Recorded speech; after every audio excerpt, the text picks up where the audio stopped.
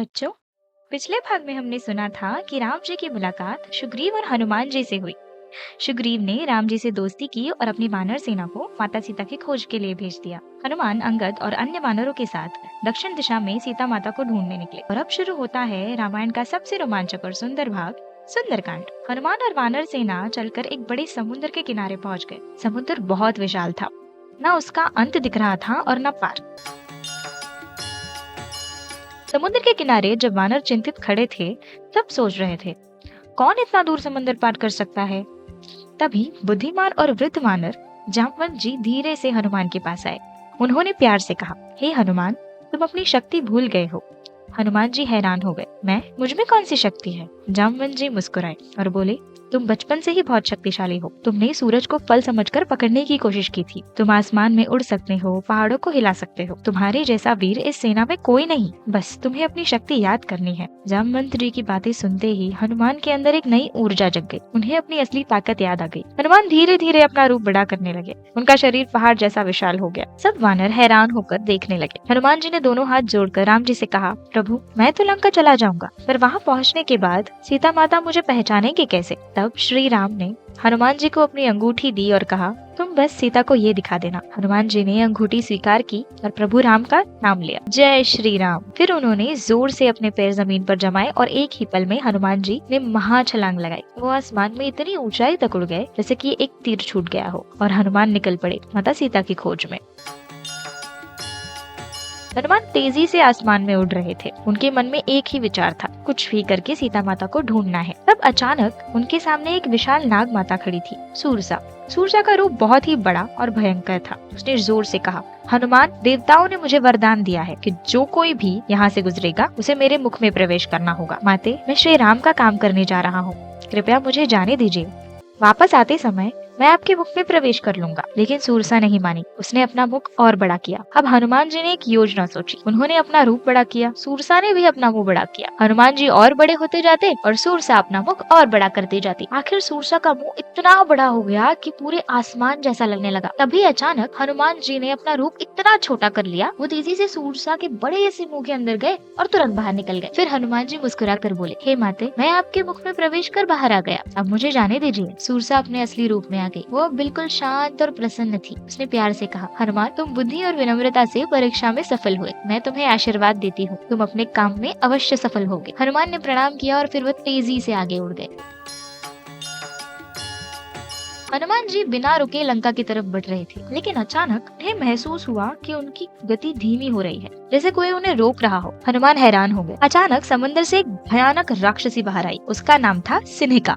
उसका रूप बहुत ही डरावना था। उसकी आंखें लाल थी, बड़े बड़े दांत। लेकिन बच्चों, सिन्हिका की एक अजीब शक्ति थी, वो परछाई पकड़कर किसी को भी रोक सकती थी। सिन्हिका ने हनुमान की परछाई पकड़ ली। जैसे ही उसने परछाई पकड़ी, हनुमान की गति रुक गई। सिन्हिका हंसने लगी और बोली, आज मुझे एक बड़ा भोजन मिला है। उसने अपना बड़ा सा मुंह खोला और हनुमान को निगलने की कोशिश की, लेकिन हनुमान बहुत वीर और बुद्धिमान थे। फिर एक पल में छोटे हो गए। वो सीधा सिन्हिका के मुंह के अंदर चले गए। सिन्हिका को लगा अब हनुमान उसका भोजन बन गए हैं, लेकिन अंदर जाकर हनुमान ने अपनी शक्ति दिखाई। उन्होंने अपने तीखे नाखूनों और बल से सिन्हिका को अंदर से ही घायल कर दिया। सिन्हिका जोर से चीख उठी और कुछ ही पल में वो समंदर में गिर गई। हनुमान तुरंत बाहर निकले और फिर से आसमान में उड़ चले। हनुमान लंका पहुंच गए। लंका एक बहुत सुंदर और सोने की नगरी थी। रात का समय था। हर जगह चमकते महल, राक्षस पहरा दे रहे थे। हनुमान छोटा सा रूप धारण करके चुपके से लंका में घुस गए। पूरी लंका में उन्होंने खोज की। वो कभी महलों के ऊपर से उड़ते, कभी गलियों में छुपकर सीता माता को ढूंढते, कभी रात के अंधेरे में धीरे धीरे आगे बढ़ते। थोड़ी देर बाद हनुमान एक सुंदर बगीचे के पास पहुंच गए। ये थी अशोक वाटिका। वहाँ हर तरफ हरे भरे पेड़, खिलते हुए फूल और सुगंधित हवा चल रही थी।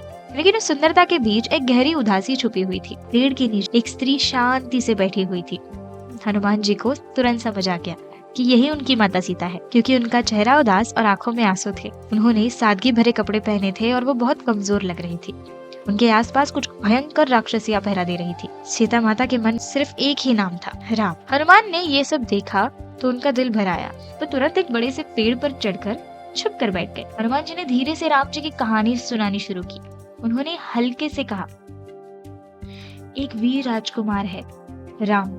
जो अपनी पत्नी को ढूंढने निकले हैं, जो वन में रहकर भी धर्म का पालन करते हैं। उनकी आवाज बहुत कोमल और मधुर थी। सीता माता ने यह आवाज सुनी तो वो हैरान हो गई। उन्होंने सोचा, ये कौन राम का नाम ले रहा है। उन्होंने धीरे से ऊपर देखा। पेड़ की शाखाओं के बीच एक छोटा सा वानर बैठा था। हनुमान ने विनम्रता से सीता माता की तरफ देखा। उनके चेहरे पर प्रेम और श्रद्धा थी। सीता माता को पहले थोड़ा आश्चर्य हुआ, लेकिन फिर उन्हें लगा कि ये कोई आम वानर नहीं है। हनुमान ने धीरे से प्रणाम किया और सीता माता को राम जी की अंगूठी दिखाई। माता सीता की आंखों में आंसू आ गए। उन्होंने कहा, हनुमान, श्री राम को कहना मैं उनका इंतजार कर रही हूँ। हनुमान ने उन्हें विश्वास दिलाया, प्रभु राम जल्द ही आपको वापस लेने आएंगे माते।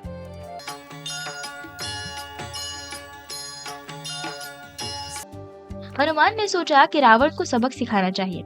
उन्होंने लंका में तोड़फोड़ शुरू कर दी। राक्षस सेना उन्हें पकड़कर रावण के पास ले गई। रावण ने गुस्से में उनकी पूंछ में आग लगवा दी, लेकिन फिर हनुमान जी ने अपनी जलती पूंछ से पूरी लंका में आग लगा दी। हर तरफ आग ही आग थी। अपना काम पूरा करके हनुमान वापस समुद्र पार कर श्री राम जी के पास आए। उन्होंने खुशी से कहा, प्रभु, मैंने माता सीता को ढूंढ लिया है। राम जी बहुत खुश हुए और हनुमान को गले लगा लिया। बच्चों, सुंदरकांड हमें सिखाता है, भक्ति और विश्वास से सब कुछ संभव है। हिम्मत और बुद्धि दोनों जरूरी है, और जो राम का नाम लेता है वो कभी हार नहीं मानता। मिलते हैं रामायण के अगले भाग युद्धकांड में। धन्यवाद।